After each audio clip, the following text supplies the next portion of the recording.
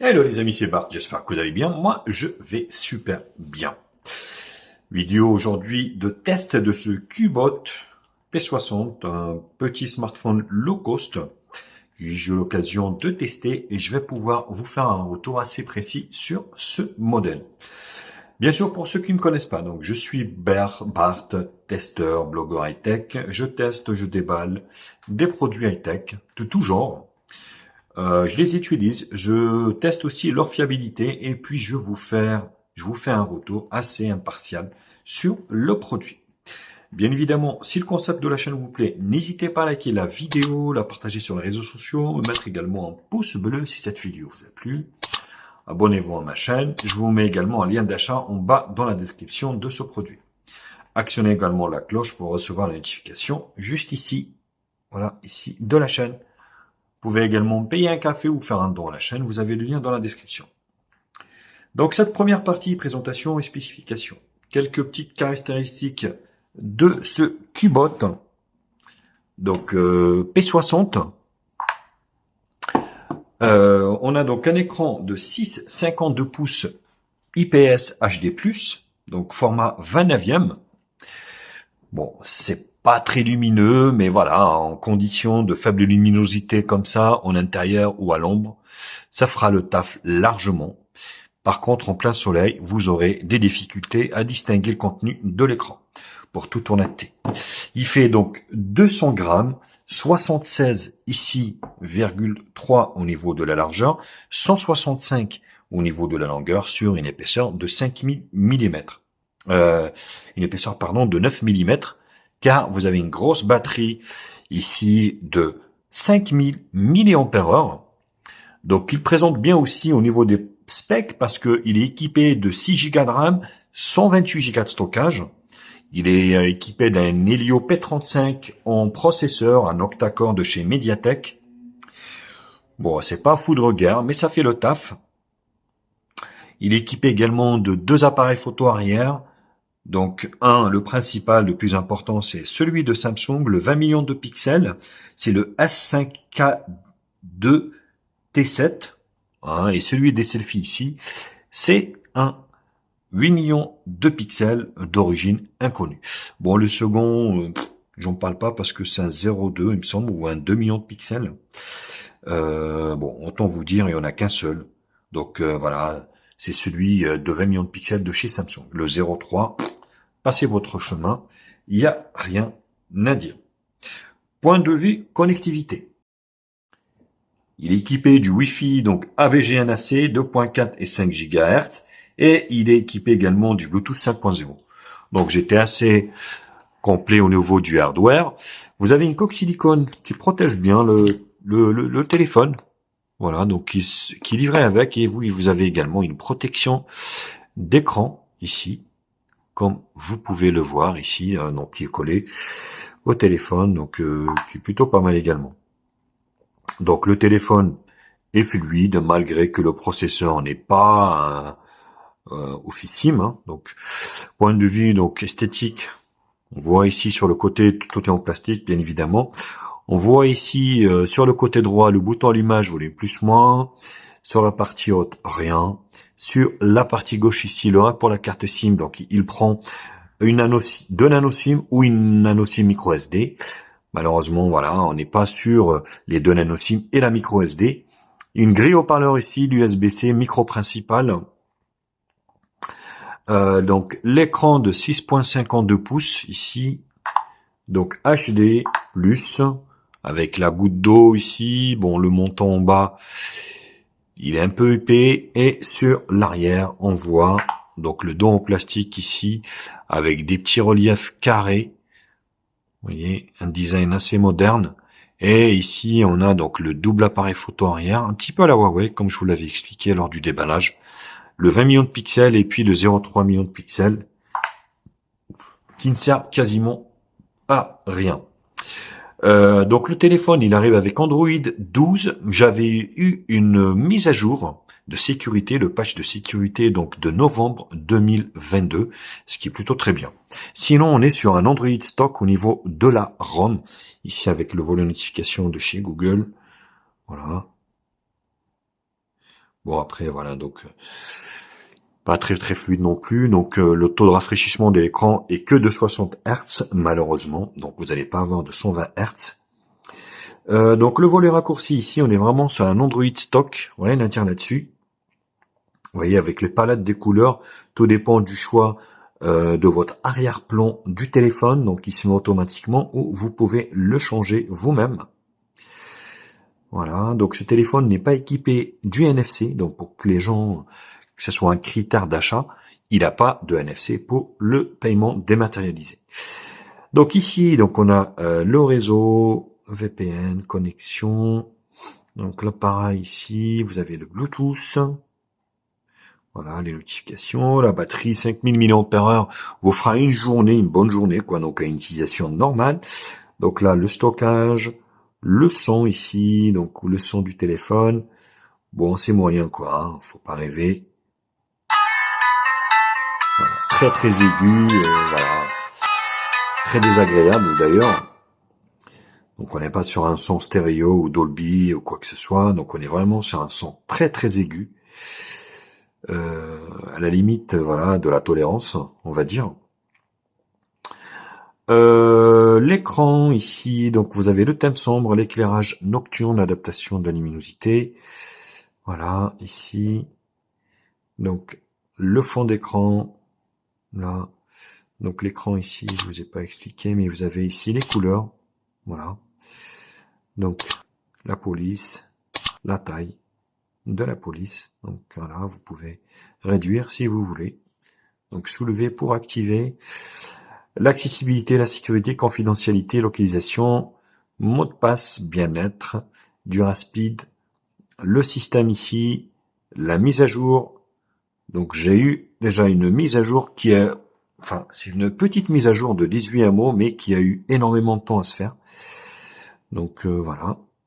Et ici à propos du téléphone, donc on est bien sur le Cubot P60 et on est sur Android 12 ici, avec donc un correctif, vous voyez, sécurité au 5 novembre, ce qui est plutôt une très bonne chose.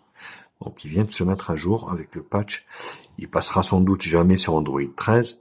Après, entre nous, Android 13, Android 12, c'est quasiment la même chose, hein, donc on est bien d'accord. Donc ça reste la même chose, sauf le truc qui est bien, c'est quand même d'avoir les mises à jour sécurité Android, et ça c'est plutôt pas mal. Donc vous avez ici un écran, un appui lent ici, vous donne accès au fond d'écran, widget et paramètres d'accueil ici.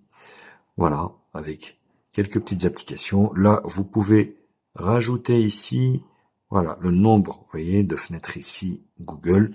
Comme ça, vous passez à 5 au lieu de 4.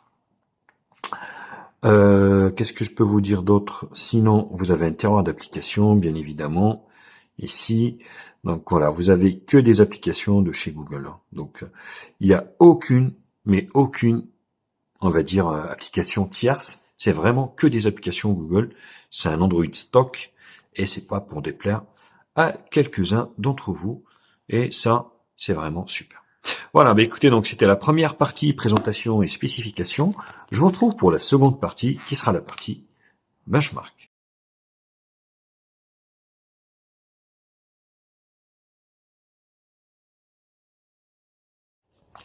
La partie bench, faut pas rêver, le Helio P35, c'est un processeur qui a 4-5 ans, voilà, qui est vieillissant, et puis au niveau des performances, c'est juste moyen. Il fera fonctionner les applications du Play Store, mais pas les gros jeux avec un graphisme assez élevé. Donc vous voyez, 127 965 au niveau ici de Antutu Benchmark. On va se faire ici le rendu de l'écran. Bon, les couleurs sont pas mauvaises. Voilà, après, on n'est pas sur de la AMOLED. Il n'y a pas de profondeur. Mais ça passe au niveau des couleurs. Vous avez ici le multitouche, on est sur 10 touches, donc ce qui est plutôt très bien. C'est plutôt pas mal, donc 10 touches, l'écran est très réactif, il n'y a rien à dire là-dessus. Et ici, donc mon appareil, on va jeter un coup d'œil à mon appareil, autorisé. Donc le Cubot P60, la résolution de l'écran, la puce graphique c'est une Power, le GPU, PowerVR ROG GE8320. Donc l'appareil photo arrière, les 6 Go de RAM qui font du bien. L'octa-core, il est cadencé à 2 Go 3. Il chauffe pas énormément. La densité de l'écran. Voilà. La caméra avant de 8 millions de pixels. Et puis à la fin, vous avez ici les capteurs. Vous avez quasiment pas de capteurs, si ce n'est que vous avez en fait ici capteur de lumière, capteur de proximité, capteur de mouvement important, capteur de pas et capteur détecteur de pas. Voilà, tout le reste n'y est pas. Voilà, on parle d'un smartphone bien évidemment low cost, hein, donc premier prix. Bon, le Lioplay 35, il est plus à présenter. Voilà, il est cadencé à 2 Go 3. Le modèle API Level 31 pour Android 12. La batterie ne chauffe pas énormément. On va se faire les images réelles également. Hop.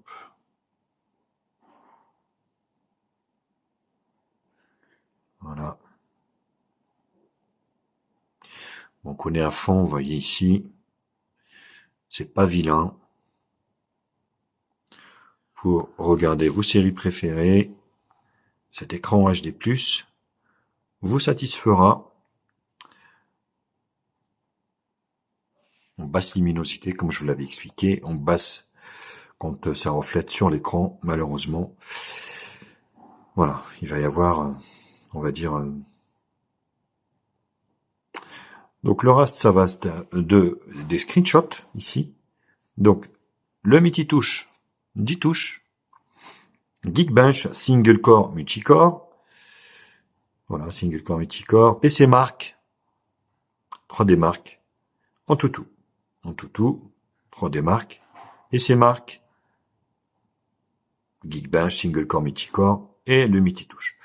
Voilà, bon, bah écoutez, c'était la deuxième partie, Bench. Je vous retrouve pour la troisième partie, qui sera la partie multimédia.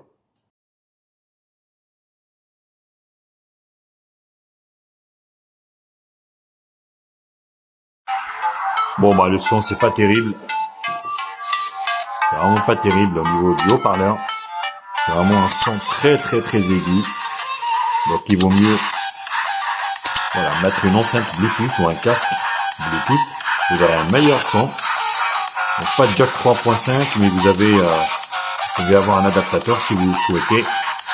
Mais le son, c'est pas terrible. Hein.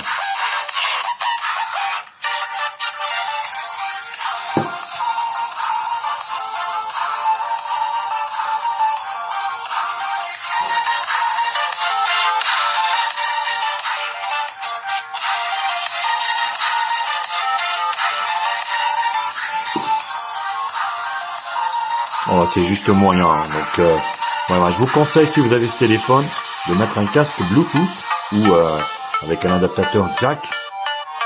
Vous aurez un meilleur son, bien évidemment.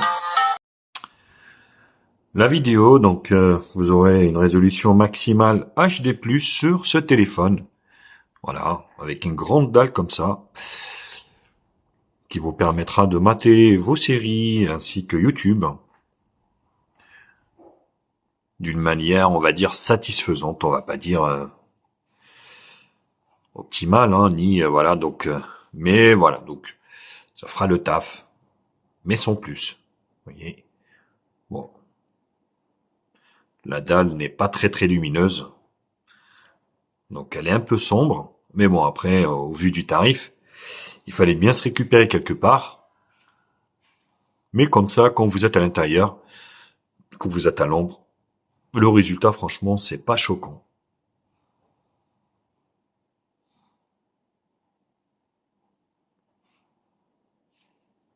Voilà, donc c'est plutôt satisfaisant au niveau de la vidéo.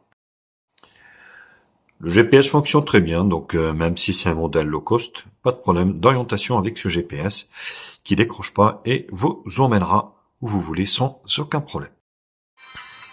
Ce Subway Surfer qui est rendu au Caire, voilà, ou des petits jeux comme ça passe largement au niveau du résultat. Pas de souci, ça fonctionnera. Et pour des petits jeux, vous allez pouvoir les faire fonctionner d'une manière vraiment super fluide. Vous voyez, ça passe crème. Mais ça, c'est dû aussi au 6 Go de RAM qui est le processeur et la puce graphique, ainsi que la ROM qui est bien optimisée.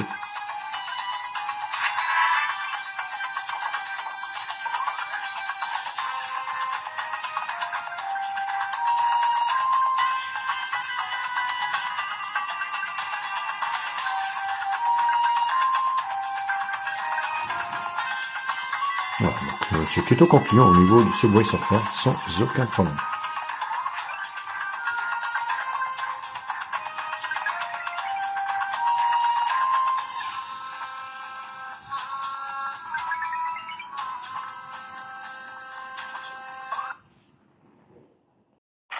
On enchaîne avec Jetpack Joyride qui fonctionne également bien. Voilà, comme je vous l'avais expliqué, pour des petits jeux, il n'y aura pas de problème.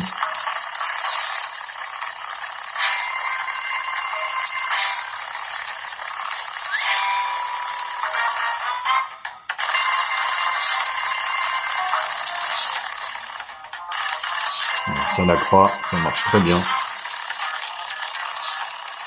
On a tendance à obstruer la grille haut-parleur qui est en partie basse.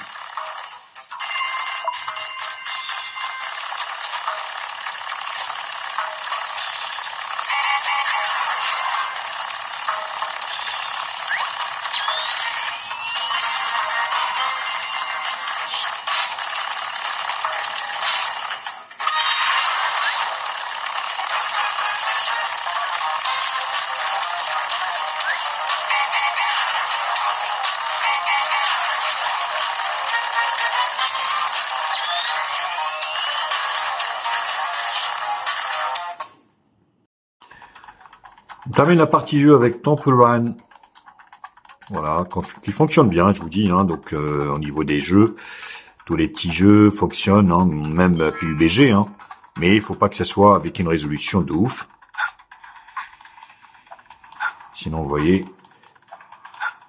ce téléphone conviendra à l'intégralité des personnes non geeks qui utilisent n'importe quelle personne lambda, qui utilise les petites applications du Play Store, ainsi que les mails, gérer leur compte, ainsi de suite. Hein, donc, ça fonctionnera sans aucun problème. Après, voilà, on n'est pas sur quelque chose.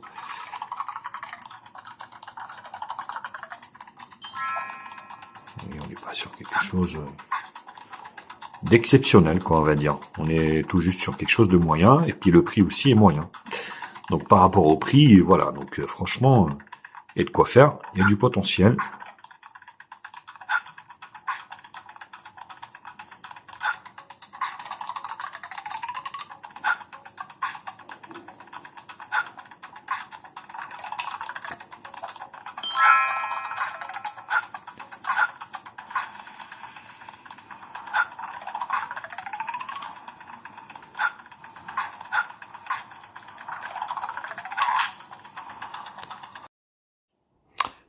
L'appareil photo de ce téléphone est vraiment minimaliste. Vous avez vraiment que dalle au niveau des réglages. Alors, vous voyez ici, je vois un petit truc ici. Derrière, c'était un petit bouton sur lequel on peut appuyer, mais en fait, il n'y a rien. Donc, vous avez, c'est simple, photo, image, vidéo. Et ici, vous avez les réglages. Donc, vous avez les modes ici. En fait, il n'y a pas de mode, il n'y en a qu'un seul. Donc, mode normal. Et là, vous avez les réglages. Donc, vous avez un mode scène ici. Donc, les scènes, c'est pareil. Vous n'avez pas de mode automatique. Donc, c'est vraiment dommage. Donc, c'est à vous de personnaliser votre mode. Et ça, c'est un peu chiant, quoi. Donc, anti-tremblement. Donc, si vous voulez, voilà. Donc, retardateur. Donc, la taille de l'image, 20 millions 4 tiers, 9 millions, ainsi de suite. ZSD, face détection, photo sound, si vous voulez. Balance ISO et anti-scintillement automatique. Bon, on va se prendre une photo, mais voilà, les photos, voilà, vous vous en doutez un peu. Vous n'allez pas vous attendre à quelque chose de oufissime. c'est tout juste moyen. Mais après, voilà, c'est pas non plus dégueu, hein, mais voilà, donc faut pas trembler, faut avoir des conditions de luminosité très très bonnes pour avoir vraiment un super rendu. Donc là, c'est pareil, mode vidéo, donc Full HD, HD, VGA et SIF. L'appareil de 8 millions de pixels à l'avant, c'est pareil. Bon, le rendu moyen, hein, c'est pareil. Vous voyez.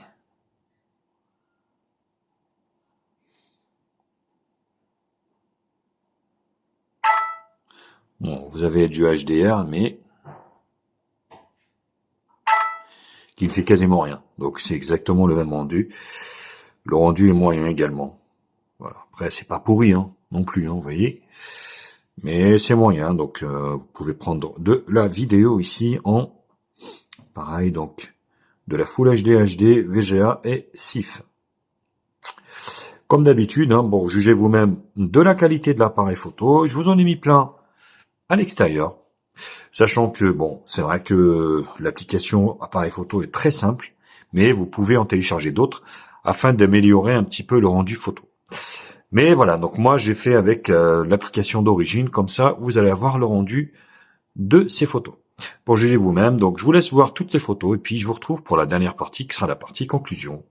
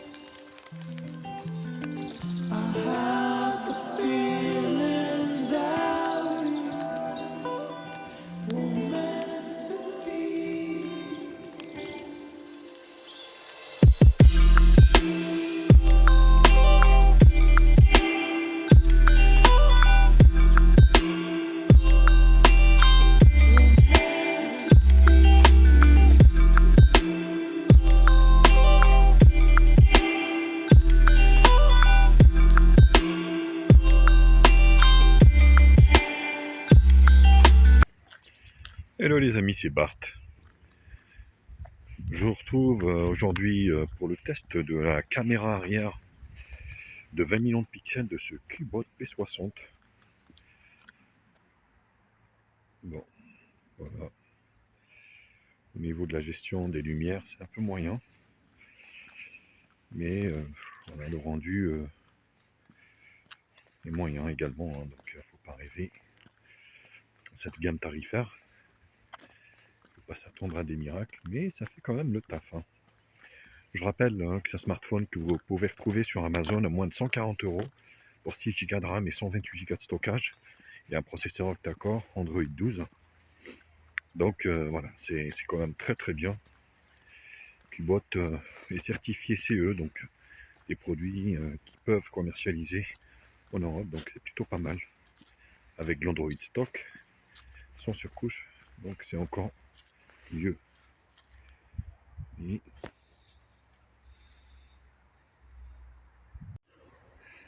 alors la caméra avant de ce Cubot P60,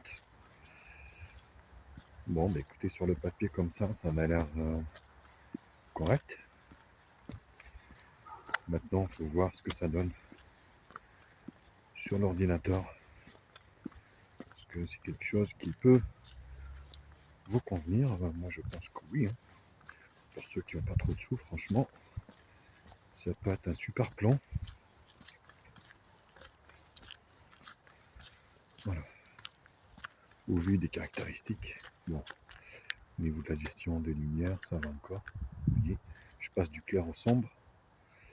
Bon, le téléphone, il arrive à suivre un peu. Mais, ouais, plutôt pas mal. Après, sur cet appareil photo et l'application de base, il n'y a pas trop d'options.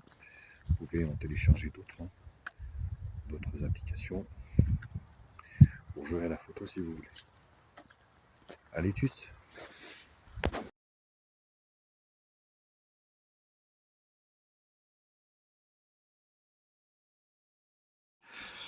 Bon, résultat des choses. Bon, le téléphone, il vaut moins de 140 euros. Franchement, vous en avez pour votre argent. Le look n'est pas vilain. Vous avez une grosse batterie. Vous avez un grand écran HD+. Un processeur qui fait le taf. 6 Go de RAM, 128 Go de stockage. 2 nano SIM ou une nano SIM micro SD. Full 4G, full 3G, full 2G. Pas de 5G, bien évidemment. Pas de NFC. Du Bluetooth 5.0. Double Wi-Fi ABG-NAC 2.4 et 5 GHz. Bon, les photos sont moyennes, le son est pourri. Après, à vous de voir, bien évidemment, si cela vous convient. Sachant qu'il fera fonctionner l'intégralité des applications qui sont sur Play Store sans aucun problème. Vous allez pouvoir même jouer à des jeux, voilà, pas un graphisme officiel, mais vous allez pouvoir jouer à des jeux avec ce téléphone. Pour moins de 140 euros, ben moi je dis oui. Franchement, voilà, il conviendra.